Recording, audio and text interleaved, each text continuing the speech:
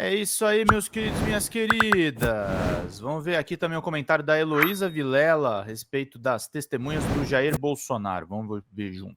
De Valdemar da Costa Neto, que vai prestar o depoimento, e também o senador Ciro Nogueira, depoimento de defesa, né, como testemunha de defesa de Anderson Torres, mas a gente vai começar falando do governador Tarcísio de Freitas, de São Paulo, que deu o depoimento dele como testemunha de Jair Bolsonaro. Elô tem as informações para a gente. Elô, bom dia para você. Conte-nos como foi então, por favor. Bom dia, pessoal. Pois é, começou o depoimento hoje pelo Tarcísio, a pedido do advogado do Bolsonaro, porque ele tinha muitos compromissos, então priorizaram a participação dele. E foi um depoimento, olha, eu contei aqui de 7 minutos total. Isso foi tudo, 7 minutos. O que Tarcísio veio contar aqui? Na essência, que ele se encontrou com Bolsonaro depois da derrota eleitoral, foram 3 reuniões, eu acho, em novembro, outras 3 em dezembro, e ele contou que Bolsonaro estava deprimido, estava doente, mas nunca falou em ruptura democrática com ele, Tarcísio. Agora, o que achei curioso também é que Tarcísio de Freitas aproveitou a audiência para fazer uns comentários um pouco além do que lhe foi perguntado, tentando mostrar 2 coisas. Primeiro, que ele tinha uma excelente relação com o Bolsonaro, a quem ele pediu aconselhamentos para a montagem do governo de São Paulo, então muitos elogios. E em segundo lugar, para dizer que Bolsonaro estava muito preocupado com o que ia acontecer no Brasil, com a posse do presidente Lula, com medo que tudo fosse desandar, porque, segundo ele, o país estava uma maravilha, entregou o governo sem déficit nenhum, né? Um déficit, claro, que não teve, porque ele antecipou receita de dividendos da Petrobras e do Banco do Brasil, que só seriam incorporados ao orçamento 3 meses depois. Ele jogou para frente a dívida dos precatórios, que caiu no colo do governo atual, e por aí vai. Então, ele fez uma descrição um pouco, digamos, de tintas coloridas de forma rosadinha, né, do que foi o governo que passou, mas na essência ele veio dizer isso, que Bolsonaro nunca falou com ele a respeito de ruptura democrática, de contestar o resultado das urnas. E aproveitou para deixar claro que ele é muito amigo do Bolsonaro. Agora, não teremos depoimento do Valdemar da Costa Neto. Ele foi dispensado como testemunha, assim como o Pazuello. E o Valdemar, eu se fosse ele, podendo, ficava bem calada, porque ele foi a pessoa que entrou na justiça para contestar o resultado das urnas com base naquele relatório falso do Instituto Voto Legal, né? Então, se ele não foi indiciado até hoje, o que muita gente se espanta de constatar, ele pode ter problemas mais adiante. Então, eu se fosse ele, não viria depor de jeito algum, ia ficar bem quieta dentro de casa, viu? Passar a bola aqui para o César, mas só para lembrar, né? Então, Tarcísio falou que Bolsonaro nunca conversou com ele contestando o resultado das eleições, né? Já no depoimento de ontem do ex-AGU, né, o Bruno Bianco, no depoimento como testemunha do Anderson Torres, ele disse que sim, que Bolsonaro conversou com ele sobre isso, né? Só lembrando aqui, então, tem bastante coisa importante desses depoimentos. Porque talvez mostre um desprestígio do Tarcísio, né? Porque ele conversou com a imprensa, conversou com o general, conversou com o almirante, conversou com o brigadeiro, conversou com a EMA, conversou comigo, com os peixes do lago, conversou com a torcida do Flamengo. Aparentemente, o Tarcísio, você está desprestigiado, né, Calejão? Porque o cara conversou com todo mundo sobre dar golpe, menos com você, pô. O Tarcísio tem essa missão também, né, de se manter, tentar vender uma imagem mais ao centro, algo mais neutro. Ao mesmo tempo, ele não pode se descolar do bolsonarismo, porque ele desidrata profundamente, e isso para ele seria politicamente mortal. Ó, quem mandar R$30, gente, ganha 2 livros, tá? Só hoje, vamos lá. Agora, Elô, com base no que você viu aí, acho que 5 testemunhas, né, ao todo, foram dispensadas pela defesa do Anderson Torres. E eu gostaria de saber se, com base no que você viu hoje aí, alguma coisa muda a equação como ela está constituída, algo te chama a atenção no sentido de fato, caracterizar um processo interessante para a defesa do Jair Bolsonaro e dos outros acusados, ou o que você viu hoje aí não mexe de uma maneira muito significativa em nada? Não, eu acho que não mexe muito significativamente em nada. Existe um esforço muito grande aqui do advogado Anderson Torres para tirar o Anderson Torres da cena do crime. É bom a gente lembrar, nenhum dos acusados, nenhuma das defesas, em momento algum, contestou, a não ser do Bolsonaro, claro, contestou que houve uma tentativa de golpe. O esforço que essas defesas fazem é para tirar seus clientes dessa cena do crime. Então, hoje houve uma testemunha aqui, que era a Ana Paula Marra, que é secretária de Desenvolvimento Social do Distrito Federal. E ela contou de uma reunião para a qual ela foi chamada no dia 6 de janeiro, presta atenção na data, dia 6 de janeiro, da qual participaram o Anderson Torres, que era secretário de Segurança Pública, né, do Distrito Federal. Participou também o general Dutra, que era o comandante do Geraldo Planalto, que era o responsável pelo aquele QG e pelo acampamento na frente do QG. E ela foi chamada para essa reunião porque diziam eles que muita gente em situação de rua estava sendo atraída para o acampamento porque ali havia distribuição gratuita de comida. E que eles pretendiam desmobilizar o acampamento na semana seguinte, mas queriam primeiro que essa secretaria entrasse lá para fazer uma triagem, separar quem era pessoa em situação de rua e também ajudar quem era de outros estados que não tinha dinheiro para voltar para casa, para enviar essas pessoas de volta.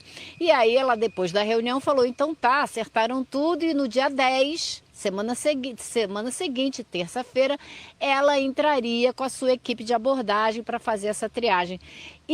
Essa descrição toda que ela fez, para mim, me deu a impressão muito mais da produção de um álibi do que realmente a intenção de desmontar o acampamento, porque eu acompanhei a CPI do Distrito Federal, na qual ficou muito claro que o general Dutra várias vezes houve a tentativa de desmobilizar o acampamento e ele não permitiu. A polícia militar, mais uma vez, fez o encontro, combinou tudo, vamos lá amanhã retirar, e chegando na hora ele não deixava, desmarcava, impedia.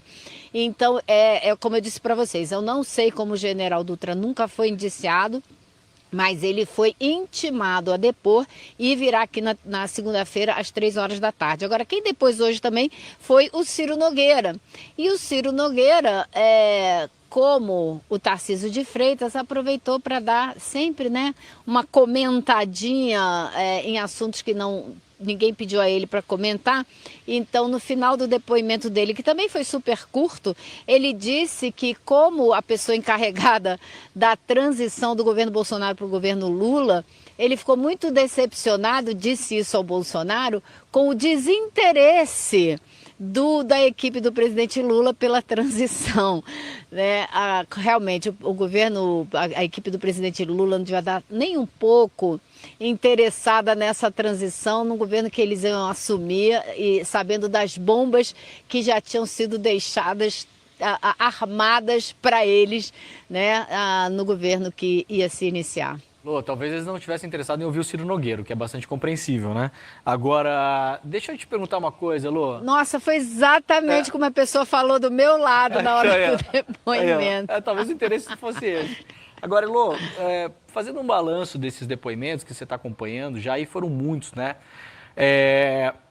Se fosse uma questão, trazendo para a nossa vida real, para as pessoas entenderem, para ficar mais concreto, se a gente colocasse esse caso, por exemplo, se fosse um caso de roubo a carro, a impressão que eu tenho é que as testemunhas que estão indo depor, as testemunhas de defesa, elas estão dizendo duas coisas sobre o hoje réu por ter roubado um carro. Elas estão dizendo o seguinte: de um lado elas estão dizendo, não, ele é um cara muito legal, sempre foi muito companheiro, gosto muito dele, é bom de festa, é um cara muito alegre, gente boa. Isso é um tipo de testemunha que a gente está vendo aí.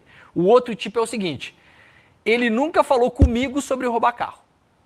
Não está acontecendo, Elô, pelo que a gente está acompanhando aqui, de aparecerem testemunhas dizendo ele não roubou esse carro, porque no dia do roubo do carro ele estava comigo, ou eu estava junto no dia que a quadrilha decidiu roubar o carro e ele falou que ele não ia fazer aquilo. Esse tipo de testemunha que poderia livrá-los do processo não tem aparecido, né, Elô? Tem aparecido mais os dois primeiros tipos, né? Exatamente, Demore, a sua analogia não poderia ser mais precisa. As pessoas vêm aqui testemunhar a respeito do caráter e a respeito das coisas que esses réus fizeram em outros momentos. Já teve situação aqui em que o Procurador-Geral da República questiona a testemunha que está nessa falação toda e ele diz, mas o senhor participou de alguma reunião com o ministro da Defesa e os comandos das forças? Não participei. Sabe, então você não fazia parte do grupo que estava tramando o golpe, então você não tem o que contar, o que você está dizendo não acrescenta absolutamente nada nesse processo. Isso eu vi acontecer mais de uma vez. Então você tem a tentativa de mostrar que a pessoa tem caráter, que foi um ministro zeloso das suas ações, mas não tem dizendo, olha, no dia que os comandantes das Forças Armadas estavam lá tramando o golpe, tentando aprovar a minuta, o meu cliente não estava lá, estava em outro país, estava fazendo outra coisa, estava cuidando das crianças. Isso não apareceu. E mais, né, a gente já teve testemunhos que sim, disseram com todas as letras que Bolsonaro propôs o golpe e que o Garnier topou ficar do lado dele, 2 outros comandantes das forças não toparam. Isso tudo é muito concreto. E, claro, a gente tem nos outros grupos as tramas todas comprovadas de assassinato, né, de organização, incitação, enfim. Então, tem muitas provas e eu não vi, como você bem disse, nenhuma testemunha vir aqui e derrubar as provas que a gente já viu serem apresentadas. Muito bom. Parabéns pela cobertura, Elo. Tá excelente, tá muito bom. A gente sem estar dentro do tribunal e sem imagem, a gente está super bem. A gente está sabendo tudo que está acontecendo lá dentro. É impressionante a capacidade que a Elo tem de acompanhar, descrever e contar, que não é fácil, né? O cara falando ali, a pergunta de um, a pergunta do outro, a resposta de um, a resposta do outro, conseguir organizar isso mentalmente, sair correndo como a Elo faz e pegar o microfone e contar pra gente a quente assim, não é para poucos. Não é à toa que é a Heloísa Vilela. Não é à toa. E, Elo, só para a gente amarrar por aqui, o que a gente pode esperar dessa tarde? Bom, essa tarde a gente tem mais 4 depoimentos, mas os nomes quentes, assim, que a gente estava esperando, não virão. Tem até um juiz que, aparentemente, era o juiz que essa turma procurava para tentar uma saída jurídica para questionar o resultado das urnas e tal, também não veio o Valdemar. Então, eu acho que a parte mais quente do dia de hoje foi essa parte da manhã. Posso estar enganada, a gente nunca sabe, é por isso que a gente está aqui todo dia, o tempo todo, né? Porque sempre a gente acha que não vai surgir nada, surge alguma coisa, então a gente tem que ficar muito de olho. Mas vamos ver, né? Então, no fim da tarde, eu conto para o pessoal lá do Urgente do N2 e você que está aqui no ICL vai continuar sabendo de tudo, tintim por tintim. Maravilha, dona Heloísa Vilela. Estou vendo que está frio por aí, então vai se esquentar um pouquinho. Obrigada demais. E à tarde ela volta, trazendo todos os detalhes para a gente, então. Obrigada, bom dia, bom trabalho para você.